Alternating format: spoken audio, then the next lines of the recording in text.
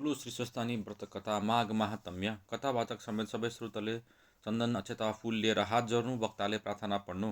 यम ब्रह्मा वरुणेन्द्र रुद्र मरुत सन्तु वन्ते दिव्य ईश्वे वर्धै साङ्ग पदक्रमोपनिषदै गर्यन्ति या सामगा ध्यान अवस्थित कतेन मनमा पश्यन्ति न योगी न यश्यन्तं न विदुषुर सरगणा देवै तस्मै नमः। श्रीमच्च चन्दन चर्चितु जललप्लु शुक्लाम्बरा मल्लिका मललम कृत कुण्डला प्रविलसन मुक्त वाली शोभिता सर्वज्ञान निदान पुस्तक धरा रुद्राक्ष मालाधारा वाग्देवी वन्दना मोब्जे बसतु मै त्रैलोक्य माता चिरीं मखम करोति वाचालं पंगु लगिम्ते गिरिं यत्कृपार्थं वन्दे परमानन्द माधवं। नमो भगवते तस्मै व्यासाय मिततेजसे यस्य प्रसादक्षयामि नारायण कथामिमां नारायणं नमस्कृत्य नरं चैव नरोत्तमं देवीं सरस्वतीं व्यासं ततो जय मुदिरायत। यो प्रार्थना सकेर पुष्पाञ्जली चढाई नमस्कार गर्नु अनि वाचकले कथा भन्न थाल्नु। श्रोताले एकचित्त भएर कथा सुन्नु।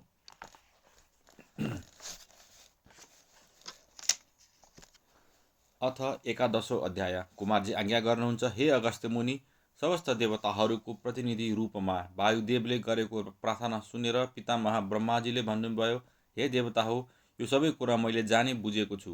त्यो तारकासुरले त्यसको पिता बजराङ्गले र तारकी आमा बारङ्गीले समेत अत्यन्त कठोर तपस्या गरे। त्यसले गर्दा तिनै लोक भस्म होला कि झैँ हुन गयो। अनि लोकको हितको विचार गरेर त्यो तारकासुरलाई मैले नै वरदान दिएको हुँ। त्यही वरदानले गर्दा तारकासुर अन्यबाट वध्य छैन, अर्थात् मर्दैन। मात्र 7 दिनको बालकबाट नै त्यसको मृत्यु हुनेछ। त्यो बालक पनि महादेवकै छोरो हुनुपर्दछ। यसमा बाधा के छ भने भगवान शङ्करकी पत्नी छैनन्। अब पर्वतराज हिमालयका घरमा उनकी कन्याको रूपमा शङ्कर भगवानकी पत्नी सतीदेवीले पार्वतीको अवतार लिनेछिन् र तिनैको पुत्र कुमार हुनेछन्। तिनैद्वारा तारकासुरको वध हुनेछ। यस विषयको सारा व्यवस्था मैले मिलाइसकेको छु। अब उचित समयको प्रतीक्षा गरेर बस। यस्तो ब्रह्माजीबाट आश्वासन पाएका समस्त देवताहरू दुवै अञ्जली जोरी शिर झुकाएर ब्रह्माजीलाई नमस्कार गरी उही मृगस्थलीमा आएर समयको प्रतीक्षा गर्न लागे।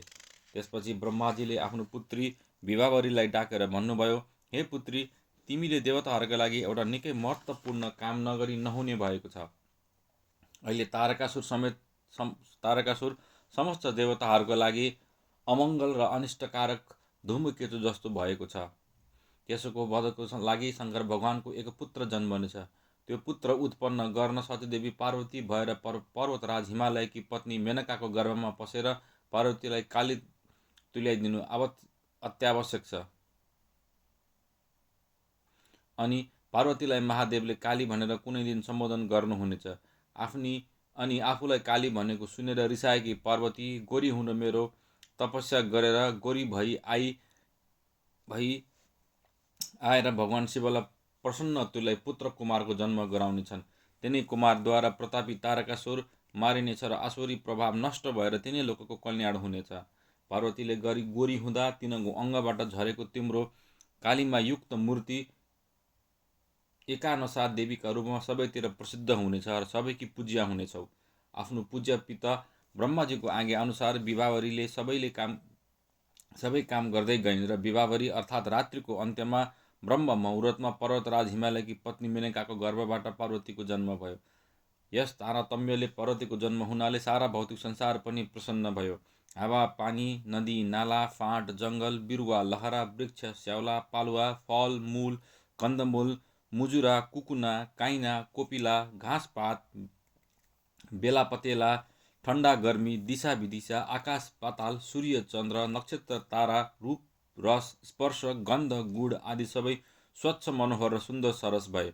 ब्रह्म ऋषि महर्षि राजर्षिहरूका सम्पूर्ण कर्म जप तप सबै सफल भए। तीर्थ व्रत धर्म कर्म दान पुण्य आदि सगुण भए। शस्त्र चिन्तनको साटो अब शास्त्र चिन्तन बढ्न थाल्यो। आकाशमा इन्द्रादि देवताहरूका विमानहरू उडेको देखिन लागे।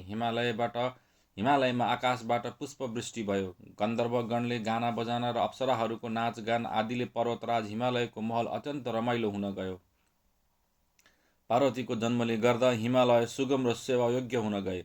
सुमेरु समेत संसारभरिका समस्त पर्वतहरू दिव्य रूप धारण गरेर अनेक थरीका सबै सौगात बोकाएर मैना हिमालय र पार्वतीको दर्शन गरी बधाई अर्पण गरेर प्रसन्न भई आफ्ना आफ्ना घर फर्किए। पार्वतीको जन्म महोत्सवमा विश्वभरिका दैवी सम्पदाका समर्थक वा पक्ष पार्थीहरू सबै प्रसन्न भएर आफ्ना आफ्ना शुभकामना निवेदन गरी उत्सवको शोभामा सम्मिलित भई हिमालयसित बिदा मागी उनले दिएको पारितोषिक स्वीकार गरी जाने र आउनेहरूको भिडमा घुइँचोले जताततै हिमालयभरि मेला लागेझै भयो। पार्वती पनि परिश्रममा विश्वास राख्ने साना ठुला उद्योगीहरूका घरकी लक्ष्मी समान तथा शुक्ल पक्षका चन्द्रमा बढेझै बढ्न लागिन्। हिमालय र नारद संवाद। यही अवसरमा देवराज इन्द्रले कामको व्यवस्था मिलाउने इच्छाले देवर्षि नारदको स्मरण गर्नुभयो। देवराज इन्द्रले स्मरण गरेको थाहा पाई नारद ऋषि तत्काल देवेन्द्रको सम्मुख आइपुग्नुभयो। देवेन्द्रले देवर्षिको स्वागत अभिवादन र सम्मान साथ विश्राम गराइसकेपछि देवराज इन्द्रसित देवर्षिले कुशल प्रश्न गर्नुभयो र देवराज इन्द्र देवर्षिसित भन्न लाग्नुभयो, शुभ वस्तुको अङ्कुर आइसकेको छ। अब त्यस अङ्कुरमा कुन युक्तिले उत्तम फल लाग्न सक्दछ, यस विषयमा तपाईँले सतर्क भइदिने मौका छ। घटनाक्रम तपाईँलाई बजाइरहनु पर्दैन, सबै थाहा छँदैछ, तैपनि सोध्नुभयो, उत्तम गर्नुभयो। यता मैले पनि तपाईँ जस्ता चिन्तकका सामु भएको कुरा पोखी हृदयको व्यथा हलुको पार्न आए। अब जसरी हुन्छ पार्वतीको शिवजीसित शीघ्र मिलन गर्ने उद्योगमा देवता पक्षका सबैले प्रयत्न गर्नु पर्यो। भनाइको रहस्य राम्ररी बुझेपछि देवराज इन्द्रसित विदा भई तत्काल पर्वतराजका ढोकामा उपस्थित हुनुभयो। हिमालयले स्वागत गरेर भित्र लगी नारदजीको मधुपर्कले सत्कार गरे। त्यसपछि दुवैले परस्पर कुशल क्षेमको प्रश्नोत्तर गरे। त्यसै क्रममा देवर्षि नारदले हिमालयको प्रशंसा गर्दै भन्नुभयो, हे शैलराज, तपाईँ धन्य हुनुहुन्छ, किनभने तपाईँकी गिरी गुहा कन्दरा आदिमा बसी कठोर तपस्या गरेर साक्षात् अग्नि समान तेज भएका अनेक ऋषिमुनिहरूद्वारा तपाईँ सधैँ पवित्र हुनुभएको छ र स्वयं शङ्कर भगवान यहीँ तपस्या गर्दै हुन्छ। सारा देवगण स्वर्गका विमान र ठुला ठुला हाम्रो प्रसाद समेत छाडेर यहाँ स्वजनकै घर जस्तो ठानेर आई हर्षपूर्वक बस्दछन्। देवर्षि यस्तै चर्चा गरिरहेका थिए, त्यही मौकामा हिमालयकी अर्धाङ्गिनी मेनका पनि पुत्री पार्वतीलाई साथमा लिएर केही दासी पछि लगाई त्यही आइपुगिन् अनि नम्रता साथ दुवै हात जोडी प्रणाम गरिन्। देवर्षिले पनि शुभ वचनले आशीर्वाद दिनुभयो। त्यो देखेर पार्वतीले देवर्षि नारदलाई छक्क परेर हेर्नुभयो अनि नारदजीले मिठो बाणीद्वारा मैया यता आउनुहोस् भन्नुभयो। तर पार्वती आफ्ना पिता हिमालयको घाँटीमा 2 हातको माला झै समातेर उनकै काखमा बस्नुभयो अनि आमा मेनुकाले भन्नुभयो, पुत्री, उहाँ देवर्षि नारद हुनुहुन्छ, नमस्कार गर। उहाँको आशीर्वादले उत्तम भाग्यवान स्वामी पाउली। आफ्नी माताले यसरी भने पनि पार्वती एक शब्द पनि बोल्नु भएन र फेरि मेनुकाले भन्नुभयो, नानी मैया, देवर्षि नारदलाई प्रणाम गर नानी। म तिमीलाई सुटुक्क राखेको उत्तम रत्नाभूषण जडेको पुतली खेल्न दिनेछु बाबा। यति भनेपछि पार्वती उठेर नारदजीको पाउँ अगाडि शिर निहुराई दुवै हात जोडेर टाउको झुकाई प्रणाम गर्नुभयो। त्यसपछि नारी स्वभाव अनुसार मेनकाले आफ्ना वयोवृद्ध छिमेकीहरूद्वारा देवर्षिसित सोध्न लगाइन्, यो पुत्रीको भाग्य के कस्तो होला, घरबार कस्तो होला, लक्षण कुलक्षण के कस्तो हुनेछ, ग्रह दशा आयुष्य के कस्तो छ इत्यादि। देवर्षि नारदले मनमनै विचार गरे, यो मौका राम्रो परेको छ। अत मेनकाका छिमेकीले प्रश्न गरेको सुनि देवर्षिले पनि हात हेरौँ, पाउँ हेरौँ र मुहार हेरौँ भनी सबै हेरिसकेपछि देवर्षि नारदले बिन्ती चढाउनु भयो, हाम्री मैयाको विवाह हुने वरको जन्म हुँदैन। दुवै हात उत्ताना छन्, पाउ स्वयं स्वच्छ व्यभिचारी देखिन्छन्, कुनै पनि लक्षण म देखिरहेको छैन। नारदजीको यस्तो कथन सुन्ने त्यसको गूढ अर्थ बुझ्न नसकी मेनका, हिमालय र अन्य सबै खिन्न भए। जे जस्तो भए पनि नारीको पति नै आभूषण हो। पुत्रीको निमित्त पतिको जन्मै छैन। हात सदैव उत्ताना र पाउ व्यभिचारी र अन्य कुनै पनि लक्षण नभएकी पुत्री जन्मनु, एक त छोरी त्यो पनि लक्षणलेहीन। त्यस्ता कुरा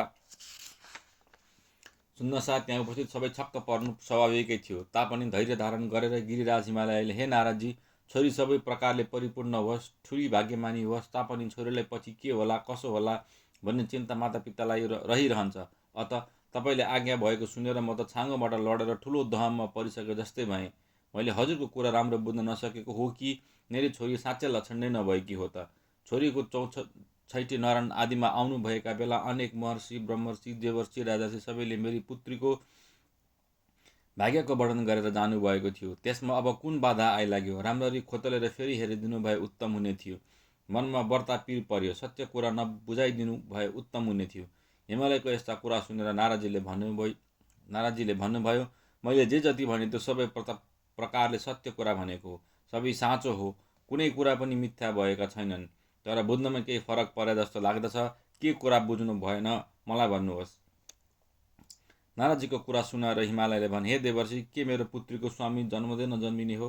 नारदले भने, हो पर्वतराज, मैयाका पति जन्मेकै छैनन्, किनकि मैयाका पति स्वयं महादेव हुनुहुन्छ र उहाँलाई कहाँ कसले कहिले जन्म दियो? अत हाम्री मैयाको पति जन्मने छैनन् भन्ने कुरा सत्य हो। हिमालयले फेरि सोधे, उत्तानो हात भनेको अर्थ के हो? नारदजीले उत्तर दिए, वरमुद्रका हात सदैव उत्तानो नै रहन्छ। अत हाम्री मैया पार्वती समस्त संसारकी आराध्य देवी हुनाले सबैको निम्ति उनका हात सधैँ उत्तानो वरद मुद्रामा रहनेछ। यो कुरा राम्ररी विचार गरेर भनेको हुँ। हिमालयले अर्को प्रश्न गरे, हे नारदजी, मेरी पुत्रीका पाउँ स्वेच्छा व्यभिचारी कसरी भयो? नारदजीले भने, हे गिरिराज, तपाईँकी पुत्री समस्त संसारकी मातृत्व पूजनीय र वन्दनीय रहन हुनाले, समस्त देवताहरूका मुकुट मणिको छाया परिरहनाले तथा पाउको छाया मात्र देखिने भएकोले स्वेच्छा व्यभिचारी भनेको एक अर्थ हो, र दोस्रो अर्थ स्वच्छ भनेको पवित्र र अय भनेको उत्तम भाग्य। त्यसबाट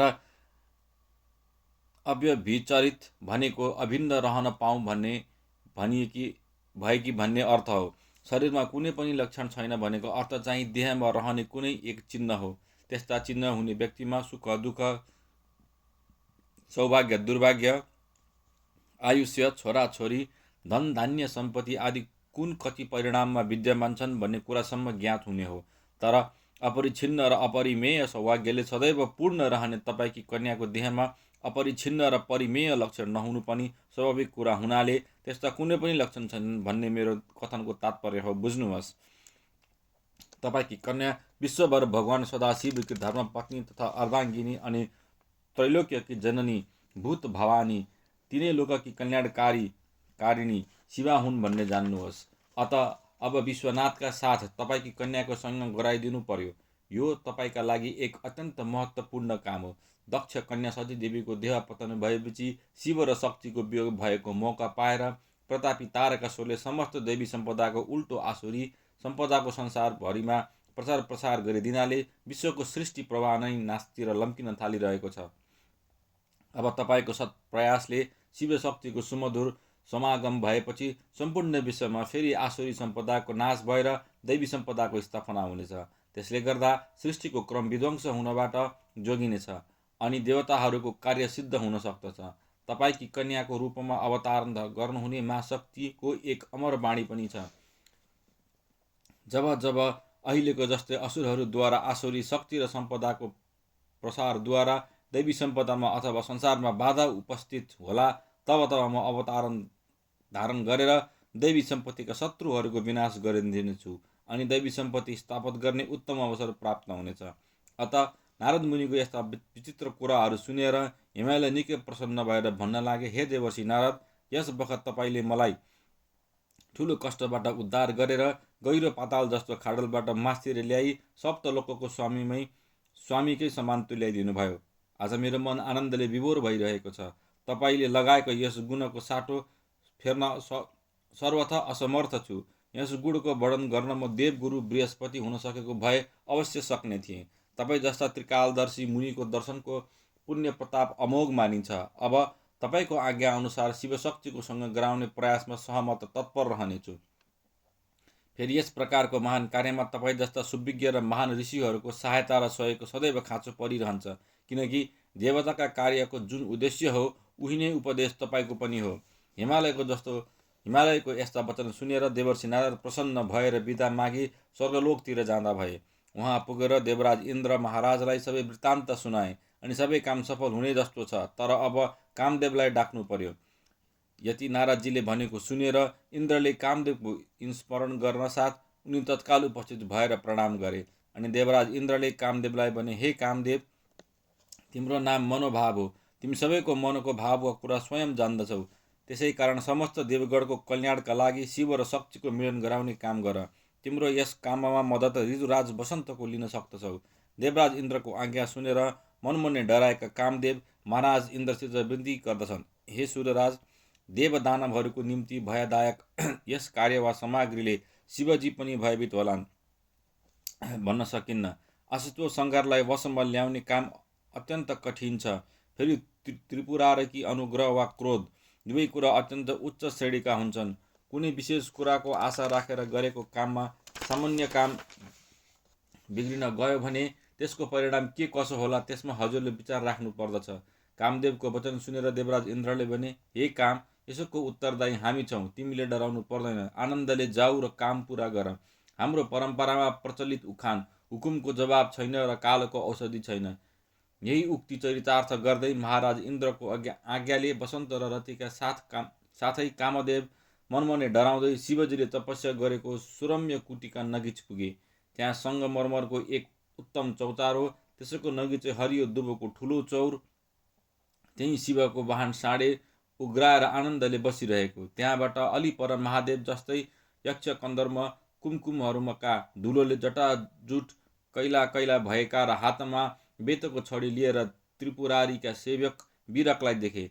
अनि अलि पर किञ्चित चिन्तनमा गडिएका तथा शरीरको केही भाग खुलेको उत्तानबन्द मुद्रामा कमल पुष्प जस्ता दुई नेत्र भएका, मेरुदण्ड सोझो पारी आनन्दको उत्तम आसनमा पद्मासन बाँधी घाँटी सोझो पारी आफ्ना दुवै नयनले केवल नाकको टुप्पोमा दृष्टि दिनुभएका, सिंहको छाला झुन्डाउनु भएका, दुवैतिर काँधमा गुटमुटिएका सर्पको मुखबाट निस्किने विश्वरूप अग्निका ज्वालाले कैला भएका, जटा र त्यसका जटा वरिपरि औँठी जय भएर लर्केका र घुङ्गुरिएका केश राशिले जनसौन्दर्यमा वृद्धि पारेका, कम्बरमा पटुका झै कसेको त्यो बासुकी नागको पुच्छर र शिर ब्रह्माञ्जलीबद्ध दुवै हातमाथि राखी शोभित हुनुभएका दिगम्बर भगवान देवादिदेव शिवशङ्करको दर्शन पाए। त्यसपछि भ्रम रगडको मधुर ध्वनिद्वारा वरिपरिका बगैँचाका बोट बिरुवा हाँगा बिगा र टुप्पाहरू समेत सुगन्धले गम्किए। अनि वसन्तको संयोगले पत्नी रति समेत कामदेवको माधुर्य चारैतिर बगैँचाभरि फैलियो। त्यो मौका छोपेर कानको छिद्रबाट भगवान शिवको मनमा सुटुक्क कामदेवले प्रवेश गरे। त्यसका साथै वसन्तको माधुर्यमा आश्रित रति कामावलम्बी भगवानले दृढव्रती शिवजीका मनमा एक प्रकारको हल्लीखल्ली उत्पन्न गरिहाल्यो। अब विलम्ब थिएन, शिवको हृदयमा एउटा अपूर्व अनुराग उत्पन्न हुन गयो। तत्काल सतीदेवीको बिर्सन खोजेको सम्झना आलो भएर आयो। केही बेरमा बिस्तारै त्यो सतीतिरको अनुराग स्वयं हराएर गयो अनि भित्रको विघ्न बाधा हटेर लक्ष्य प्रत्यक्ष पार्ने समाधिको भावना जागृत भएर आयो। अनि शङ्कर भएर तपस्यामा तन्मय हुनुभयो। वस्तित्व शक्तिको आधारमा यो विकार कामजन्य हो भन्ने थाहा पाउनु भयो र मनमनै केही क्रोधित हुनुभयो। फेरि धैर्य गरेर बसी योग मायाको आवरण गरिरहनु भयो। उता शङ्करजीको मनमा प्रवेश गरेको कामदेवलाई त्यहाँबाट निस्किन कठिन परिरहेको थियो। त्यही नै डढेर भस्म हुने स्थिति आइरहेको थियो। तापनि धैर्य धारण गरी अवसर पाउन साथ बाहिर आयो अनि नजिकैको पारिजातको वृक्षमा पुष्प समूह र कमला कोपिलाहरूको अन्तरमा वसन्तका साथ बसी जगदीश्वर शिवको विशुद्ध हृदयमा अमोघ सम्मोहन सरसन्धान गरेर प्रहार गरिदियो। त्यसले गर्दा अचल पर्वत समान धीर भएका शिवजीको पनि काम विकारले केही अंशमा क्षुब्ध हुन गयो। वरिपरिको वातावरण पनि कामदेवको प्रभावले प्रभावित भएको ज्ञात भएपछि शान्त स्वरूप रुद्रको मुहार क्रोधरूपी अग्निबाट निस्केको भयङ्कर हुँकार झन् डरलाग्दो भयो र महारुद्रको तृतीय नयन, जसमा अग्निको ज्योति सधैँ उम्लिरहन्छ, त्यो खुल्यो। चारैतिर हेर्दा नगिजमै उपस्थित कामदेव देखिएर र यो को रहेछ भनी रुद्रदेवले अलि नेत्र ठुलो पारेर हेर्दा त्यस विशाल नेत्रबाट निस्केको अग्नि तेजले कामदेवलाई तत्काल खरानी तुल्याइदियो। अनेक देवताहरू आकाशमा हाहाकार गरिरहेका थिए, तर कसैको केही बल पुगेन। त्यसरी कामदेवलाई भस्म पारेपछि त्यो रुद्र नेत्राग्निले सम्पूर्ण संसारै भस्म पर्न तत्पर भयो। तर महादेवले संसारको कल्याण विचार गरेर त्यस अग्निको भिन्न भिन्न भाग लगाएर वसन्त, चन्द्रमा, सहकार, पुष्पमाला, भ्रमर, कोकिल, युवतीहरूको हाउभाउ, कटाक्ष, पान र सङ्गीतको सुमधुर ध्वनि आदिमा राखेर शान्त पारिदिनु भयो। अनि आफ्ना स्वामी संसारमा सबभन्दा राम्रा र प्रिय भएका कामदेव आकाशमत शिव तेजले भस्म भएको देखि विश्वसुन्दरी रति देवी आफ्ना प्रिय बन्धु वसन्तका साथै अत्यन्त करुणा विलाप गर्न थालिन्। आखिरमा ऋतुराजले धेरै सम्झाइ बुझाइ मायालु महादेवका शरणमा जान विनम्र अनुरोध गरेपछि आफ्ना औँठी झैँ बटारिएका केश राशिको जटाजुटको रूपमा बाँधेर हातमा भ्रमरहरू झुम्मिएको पुष्पको र सकारको कोमल मञ्जरी लिएर कोकिलालाई पछि पछि आउन अराई, अङ्गमा सुगन्ध चन्दन चन्दनादिको साटो कामदेवकै भस्म लेपन गरी दुवै हात जोडी निहुरेर त्रिपुरारी महादेवको स्तुति गरिन्। त्यसमा आफ्ना पति स्वयंको व्यक्तिगत काममा नआएका र आसुरी सम्पदाको नाश गरी दैव सम्पदाको स्थापना गर्ने कामको विषयमा आशुतोष भगवान शिवलाई शक्तिका साथ समागम गराउने ठुलो उद्देश्य पूर्ण गराउन र सूर्यराजको आज्ञा पालन गर्न आएको सारा कुरा पनि बिन्ती चढाइन्। यो सबै कुरा स्पष्ट भएपछि भगवान शिवको मनमा रतिका उप दया भाव जागेर आयो अनि आज्ञा गर्नुभयो, हे रति, तिम्रो प्रार्थना र इच्छा अनुसार केही समयपछि कामदेवले पुनर्जन्म लिएर आउनेछन् र तिम्रो उनीसित फेरि समागम हुनेछ। यो समय आउनुभन्दा अगाडि तिम्रा स्वामी अनङ्ग नामले संसारमा प्रसिद्ध रहनेछन्। जगदीश्वर महादेवबाट यति आज्ञा भएपछि शिवलाई प्रणाम गरी कामदेवकी पत्नी रतिदेवी हिमालय पर्वतको बगैँचामा गएर उच्च स्वरले पहाड पर्वतहरू समेत पगाल्ने गरेर अथवा वज्रलाई पनि टुक्रा टुक्रा पारिदिन्छन् कि भन्ने झैँ गरेर डाको छोडी चिच्याउन लागिन्। केवल शिवजीको आज्ञा धिरो शिरोधार्य गरेकी हुनाले तिनीहरूले आत्महत्या जस्तो जघन्य कृत्य गर्ने आँट गरिनन्। त्यसपछि नारद मुनिको पहिलेकै कथन अनुसार पार्वती श्री महादेवलाई कन्यादान दिन भनी सबै श्रृङ्गार गर्न लगाई वैवाहिक मङ्गल कार्य सम्पन्न तुल्याई उत्तम साहित्यमा छोरीलाई साथमा लिएर अनेक वन जङ्गल नदी नाला तर्दै शिवजीको खोजीमा पर्वतराज हिमालय गइरहेका थिए। दैव संयोग बीच बाटोमा विलाप गर्दै रोइरहेकी रतिसित भेट भयो अनि हिमालयले कुराकानी गर्दा महादेवले कामदेवलाई भस्म पारेको एक एक वर्णन गरेर विस्तारले सुनाइन् र आफू उनी कामदेवकी अर्धाङ्गिनी रति भएको कुरा र शिवको कृपाले मेरा पति कामदेव अर्को जीवन पाएर आउने बेलासम्म पर्खेर बसिरहनेछु भन्ने पनि जनाइन्। रतिको त्यति कुरा सुनेपछि हिमालयले आफ्नी कन्या पार्वतीको महादेवसित विवाह हुने समय अनुकूल छैन भन्ने अनुमान गरेर छोरीलाई लिएर पर्वतराज आफ्नै घरतिर फर्कन लागे। तर पार्वतीलाई यो ज्ञात भयो कि देवराज र देवर्षि नारदको पनि शिव र शक्तिको समागम गराउने सम्पूर्ण उपायहरू असफल भएपछि अब मैले स्वयं नै कुनै शक्तिको उपार्जन नगरेदेखि मेरो इच्छा कदापि पूर्ण हुन सक्दैन। यति विचार गरेर पार्वतीले आफ्ना सखी सङ्गिनीहरूद्वारा पिता हिमालयसित तपस्या गर्ने जाने आज्ञा पाऊँ भनी निवेदन गर्न लगाइन्। काँचो उमेरकी कोमल शरीर भएकी सानी पार्वतीको तपस्या गर्दाका अनेक कष्टहरू सहन गर्न सक्ने अवस्था नदेखी, हे उमा, तिमी यस्तो तपस्या गर्न सक्दिनौ, नजाऊ भनी आज्ञा दिएनन्। हिमालयले पहिलोपल्ट उमा भन्ने सम्बोधन गरेका हुनाले पार्वतीको नाममा एउटा अर्को नाम उमा पनि थपियो। त्यसै बेला अकस्मात आकाशबाट सुनियो, हे पर्वतराज, आफ्नी पुत्रीलाई तपस्या गर्ने आज्ञा दिनुहोस्। पार्वती सिद्धिकी मूर्ति हुनाले आफ्नो इच्छा पूर्ण पार्न सफल हुनेछन्। यस्तो आकाशवाणी सुनेपछि हिमालयले हुन्छ भनी पार्वतीलाई तपस्या गर्न जाने आज्ञा दिए अनि पर्वतराज आफू महलतिर गए।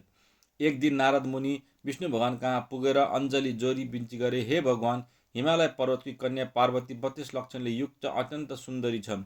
ती कन्यासँग तपाईँ विवाह गर्नुहोस्। नारद मुनिको वचन सुनि विष्णु भगवानले भन्नुभयो, हे नारद, ती कन्या हिमालयले मलाई दिन स्वीकार गर्छन्। अनि नारद मुनिले फेरि भने, हे नारायण, त्यस कुराको चिन्ता तपाईँले गर्नु पर्दैन, म गएर सबै कुरा मिलाएर आउँछु। यति भनेर नारदजी सरासर हिमालय कहाँ पुगे। देवर्षि नारद आएको देखेर गिरिराज हिमालयले उचित आदर सत्कार गरेर बसाले। अनि नारदजीले भने, हे गिरिराज, तिम्री कन्या वैकुण्ठनाथ विष्णुलाई देऊ। हिमालयले प्रसन्न भएर, हे नारदजी, राम्रो कुरा भन्नुभयो, तपाईँको आज्ञाले आफ्नी पुत्री विष्णु भगवानलाई म दिनेछु। त्यसपछि नारदजी विदा भएर सबै कुरा विष्णु भगवानलाई सुनाए, आफ्नो आश्रममा गए। त्यसपछि हिमालयले छोरीको विवाह गर्न सम्पूर्ण सामग्री तयार पारी नारद मुनिलाई डाकेर विष्णु भगवान कहाँ पठाई लग्नको दिन निश्चय गराएर आफ्ना गुरु वशिष्ठ आदि सबै देवता ऋषिमुनिहरूलाई निमन्त्रणा पठाई डाके। उता विष्णु भगवान पनि पार्वतीसित विवाह गर्न सारा तयारीका साथै हिमालय कहाँ पुग्नुभयो। मेनकाले छोरीलाई वस्त्र भूषणले सुसज्जित पारिरहेकी थिइन्। त्यो तयारी देखेर पार्वतीकी सखी जया, विजया, अजिता, अपराजिता सबै मिलेर भने, हे सखी, आज तिम्रो विवाह हुन्छ, विष्णु भगवानलाई कन्यादान दिन्छन्। सखीका कुरा सुनेर पार्वतीले भनिन्, म बालककालदेखि नै जगदीश्वर महादेव स्वामी पाऊँ भनी उनलाई भजिरहेकी छु। अब अरू कसैलाई दिए भने हत्या गरेर मर्नेछु। यति कुरा सुनि सखीहरूले भने, पार्वती, त्यसो हो भने यहाँ बस्नु हुँदैन। तिमीलाई हामी कसैले पनि नभेटाउने स्थानमा लुकाएर आउँछौँ, छिटो हिँड। यति सखीहरूले भनेको सल्लाह मानेर पार्वती उनीहरूका साथमा घरबाट निस्किन्। उनीहरूले नदी तटको वनमा एकान्त स्थानमा लुकाएर आए। त्यसपछि हिमालयले कन्यादान दिने भनेर पार्वतीलाई ल्याउन भने, तर उनी घरमा थिइनन्। सबैतिर खोजे तर कहीँ पनि पाउन सकेनन्। गिरिराज त्यो समाचारले निकै आत्तिए अनि गुरु बृहस्पतिलाई सबै कुरो बुझाएपछि बृहस्पतिले यस लग्नमा भएन भनी विष्णु आदि देवतासित भनेपछि सबै देवताहरू फर्केर आफ्ना आफ्ना आश्रममा गए। उता सखीहरूले लुकाएर आएपछि पार्वतीले नदीबाट बालुवा ल्याई त्यसैको शिवलिङ्ग बनाई ठुलो कष्ट सहेर तपस्या गर्न लागिन्।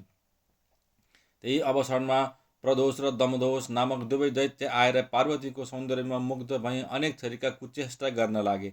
पार्वतीले थाहा पाए रिसाले हेर्नसाथ ती दुवै दानव त्यहीँ भस्म भए।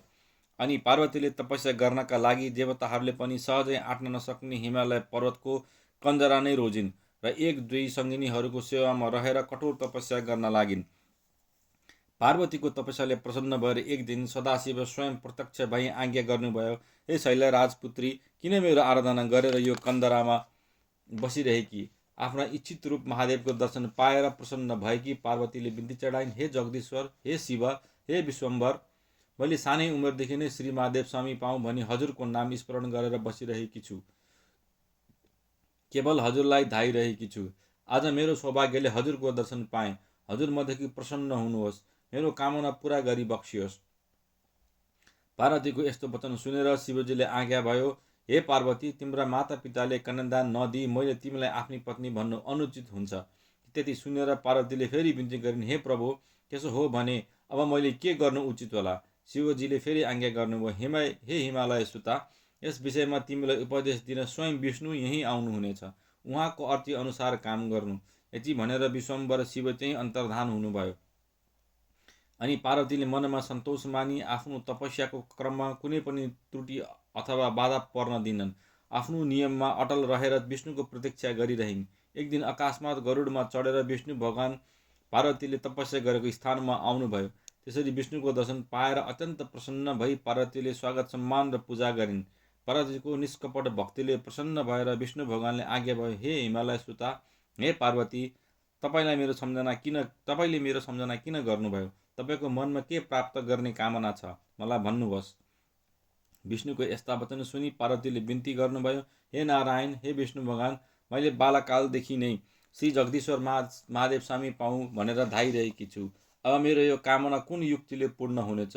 यस विषयमा हजुरको अर्थी उपदेश पाउनका लागि हजुरको सम्झना गरेकी हुँ। पार्वतीको यस्तो वचन सुनेर विष्णु भगवान आज्ञा गर्नुहुन्छ, हे पार्वती, व्रत, उपवास, दान, धर्म, जप, तप, तीर्थटनभन्दा पनि धेरै राम्रो युक्ति छ। त्यसको पालन गर्नाले तपाईँ अवश्य श्री महादेवलाई स्वामी रूपमा पाउन सक्नुहुनेछ। त्यो उपाय म भन्दछु, एकचित्त भएर सुन्नुहोस्। तपाईँले अरू केही गर्नु पर्दैन, केवल शीर्षस्थानी परमेश्वरीको व्रत गर्नुहोस्। त्यो व्रत गर्नाले चित्तको पवित्रता र मनको कामना विशेष प्रयास नगरेरै पूर्ण हुनेछ। विष्णु भगवानको यस्ता वचन सुनेर पार्वतीजीले पुनः प्रश्न गर्नुभयो, हे भगवान, त्यो व्रत कसरी गर्नु पर्दछ? त्यसको सम्पूर्ण विधि मलाई आज्ञा गर्नुहोस्। पार्वतीको प्रश्न सुनेर विष्णु भगवानले शीर्षस्थानी परमेश्वरीको व्रत विधि आज्ञा गर्नुभयो। हे पार्वती, शीर्षस्थानीको व्रत पौष शुक्ल पूर्णिमादेखि आरम्भ गर्नु पर्दछ। त्यो व्रत आरम्भ गर्ने दिनभन्दा एक दिन अगावै हात पाउका नङहरू काटी स्नान गरेर पवित्र भई एक भक्त एकचित्त रही नित्य मध्याह्न कालमा व्रताङ्ग स्नान गरेर अनि व्रत आरम्भ गर्नु पर्दछ। नित्य मध्याह्न कालमा श्री महादेवको पूजन गर्नु। माघ महिनाभरि नित्य यो व्रत पालन गरेपछि माघ शुक्ल पूर्णिमाको दिन विशेष सामग्री तयार पारी श्रीस्वस्थानी परमेश्वरीको श्रद्धा भक्तिपूर्वक विशेष पूजा गर्नु। आरसी अथवा सुन, चाँदी वा तामाको थालीमा अष्टदल कमलको आकृति वा वर्णिकामा ओम लेख्नु र त्यहाँ श्रीस्वस्थानी परमेश्वरीको 8 कोठामा 8 मातृकाको पूजन गर्नु अनि मन्त्रको प्रतिष्ठा, आह्वान, ध्यान, आसन, पाद्य, अर्घ, आचमन, पञ्चामृत स्नान, पुनराचमन, वस्त्र, अलङ्कार, चन्दन, सिन्दुर, अबिर, जौ, तिल, अक्षता, फूल, माला, धूप, दीप, नैवेद्य, आरती, निराजन गरेर जप ध्यान गर्नु अनि जल, फल, पान, द्रव्य र आफ्नो शक्ति अनुसार चमर, ऐना, सौभाग्य सामग्री र अन्य उपचारहरू चढाउनु अनि कपुर र 1000 बत्ती बालेर आरती गर्नु अनि नमस्कार, प्रदक्षिणा तथा पुष्पाञ्जली गरेर अर्घ दिनु र हात जोडेर ध्यान गर्नु। श्रीस्वस्थानी परमेश्वरी कस्ती छन् भने अष्टासु च दलवेश्व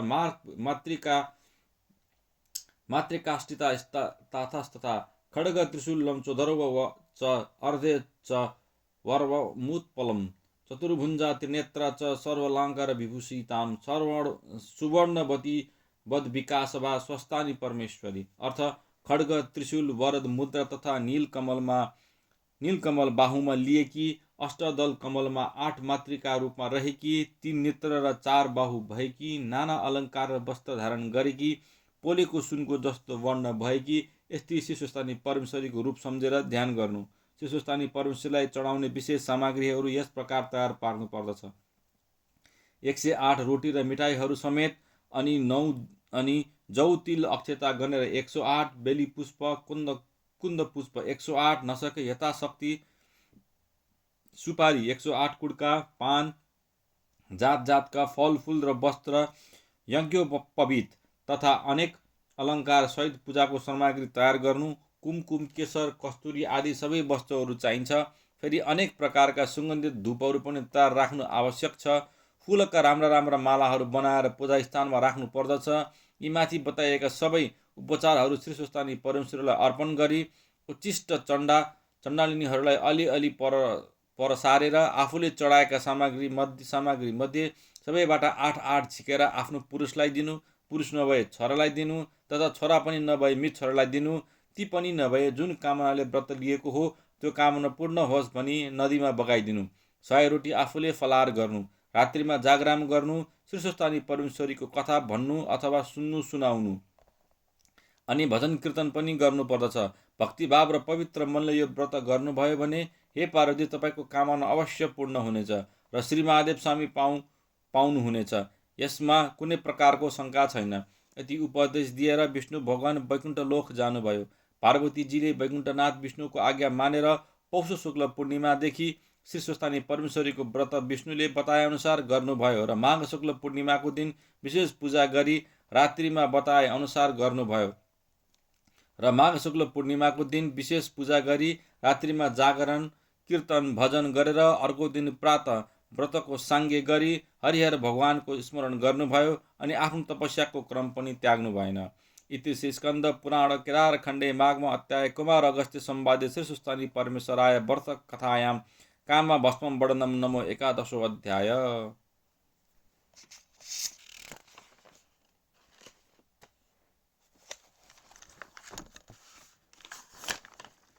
प्रतिदिन कथा सुनी श्रोताहरूले जल लिएर आफ्ना हात पानीले धोई पुष्पाञ्जली लिई हात जोड्नु र कथावाचकले यो तल लेखिएको मङ्गलचारण भन्नु। उपनयतु मङ्गल व सकल जन मङ्गल लाय श्रीमान दिनकरण किरण निबोधित नवनलिन दल निवेक्षण कृष्ण काले वर्षन्नु पर्जन्य पृथ्वी शास्यलिनी दोषायम क्षोभा रहित ब्रह्माण्डा सन्तु निर्भया अपुत्रा पुत्रेण सन्तु पुत्रेण सन्तु पौत्रेण निर्धना सदना सन्तु जीवन्तु शारदां सतम तत्र गंगा यमुना तत्र गोदावरी सिन्धु सरस्वती च सर्वाणि तीर्थानि वसन्ति तत्र यात्रा चोदार कथा प्रसंग या कुन्द्यन्त दुसहार धावला या शुभ्र वस्त्रावृता या बेडावर मण्डित कर या श्वेत पद्मासना या ब्रह्मच्युत शंकर प्रवृत्त भीरदेवी सादा वन्दिता सामापातम सरस्वती भगवती शेष जडियापहा कायेन वाच मनसेन्द्रिया बुद्ध्यात्मान वनुश्रिते सदा स्वभावत करोमि यत्म सकलम परस्मै नारायण यति समर्पयते तत। द्वितीय कथा सुनिसकेपछि सुन्ने श्रोता र वाचकले पनि पुष्पाञ्जली चढाई दण्डवत प्रणाम गर्नु र आफ्ना मनले चिताएको वर माग्नु। श्री स्वस्थानी परमेश्वराय नमः।